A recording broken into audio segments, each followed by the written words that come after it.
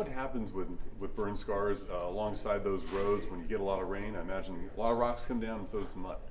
Yeah, when there are those burn scars and we are getting the moisture that we're getting, there is the possibility of mudslides, rocks that might come down. So as you're traveling, if you're going through the Grapevine, if you're going through the 178 and these different roads that lead through mountains, you need to pay attention. You need to look at what's going on around you. So as you're traveling, slow down.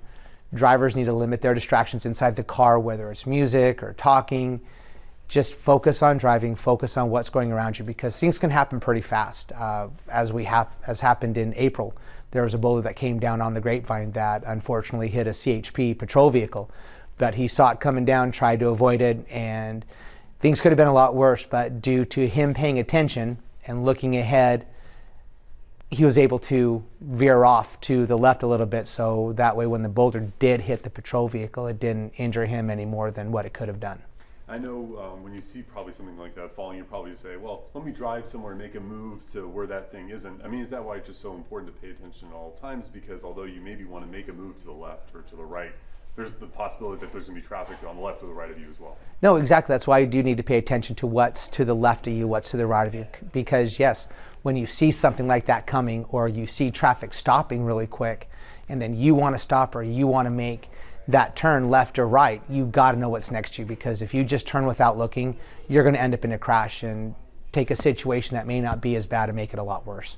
Yeah, and what are some of the worst images that you've seen? I mean, as far as what can fall on the highway? I mean, are we thinking about maybe the potential of lanes closed when these rocks fall, or are we thinking similar things where you can see those pileups start to happen because of the way that someone reacts to a boulder or to a mudslide?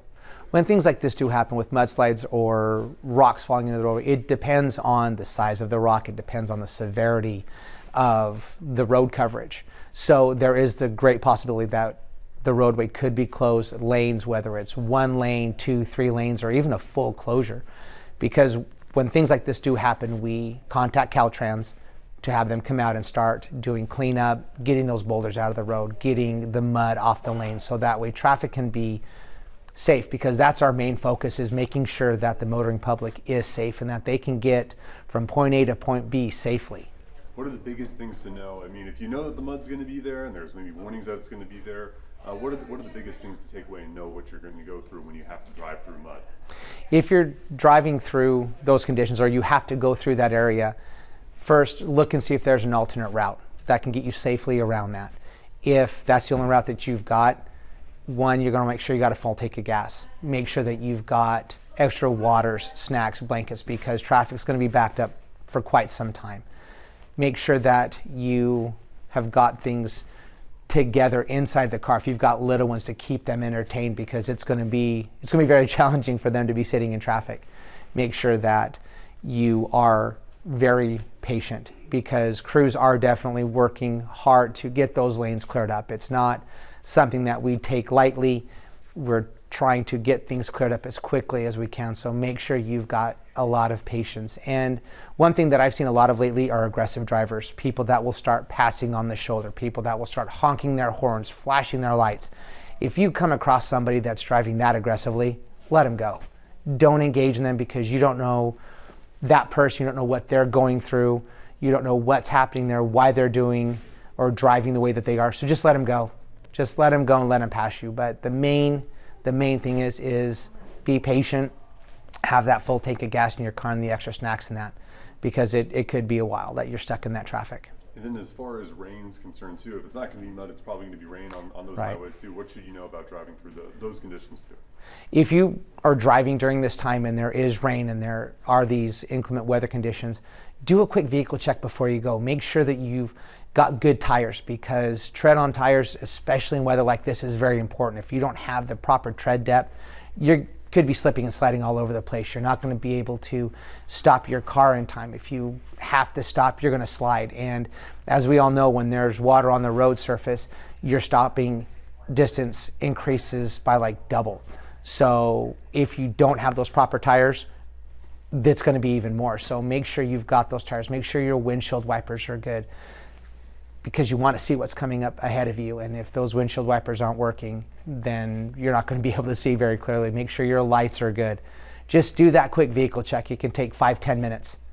And then as far as too, when you're in those higher elevation areas, there's also now the potential for ice to potentially form there too. Driving through ice, I mean, similar thing, I imagine. It is with the ice. Again, your stopping distance increases. So if you're traveling through these inclement conditions, slow down. Slow down. Watch your following distance. Back off from the car in front of you. Again, limit those distractions inside the car so you can focus on driving safe, so you can see what's up ahead. And if you see those brake lights coming on, start slowing down ahead of time so that way you're not making that last minute attempt to stop. And just know what cars are around you, so if you have to make an evasive maneuver, that way you can go left or right without hitting somebody else. And these conditions usually mean long backups. What's the go bag that I know everyone talks about? A lot of times it's, you know, if you're trying to get out of an area, but also sometimes too, if you know you're going to be stuck somewhere, what are those things that you want to have with you in your car? Yeah, if you're traveling and you know you're going to be dealing with traffic or maybe stuck in traffic, one, make sure you've got a full tank of gas. And then that go bag that we keep talking about with extra water, snacks, blankets, an emergency kit. If you've got flares, put some flares in, but make sure those flares are capped.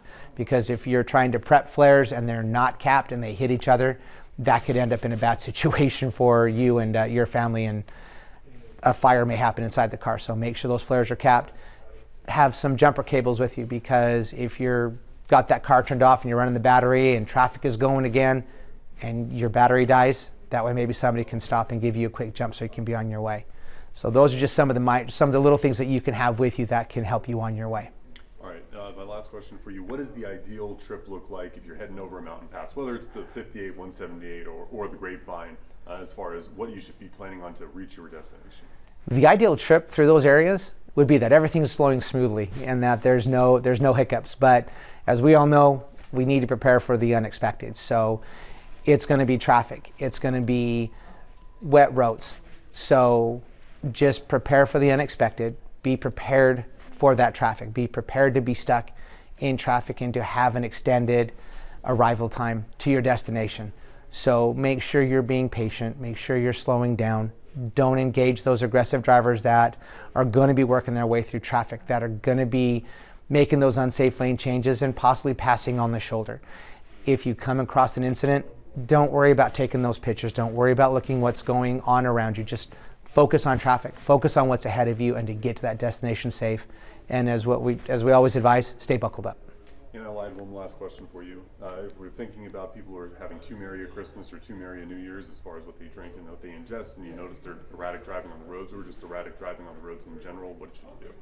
Yeah, of course, you are going to have those that are going to be starting the party a little bit early and enjoying those wonderful Christmas beverages and everything. So if you see somebody that's driving erratic, if you see somebody that's unsafe, call 911, report them, get a license plate, vehicle description, the direction of where they're going.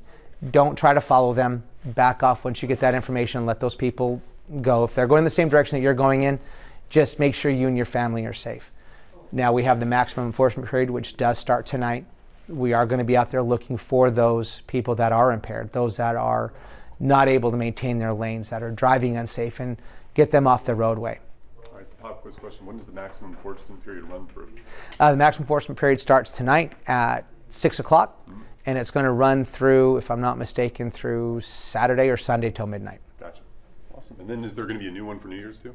Yes, there will be one for New Year's as well too. Gotcha. But regardless of the maximum enforcement period, we're always out there looking for those that are impaired drivers, those that are driving recklessly and trying to get them off the roadway.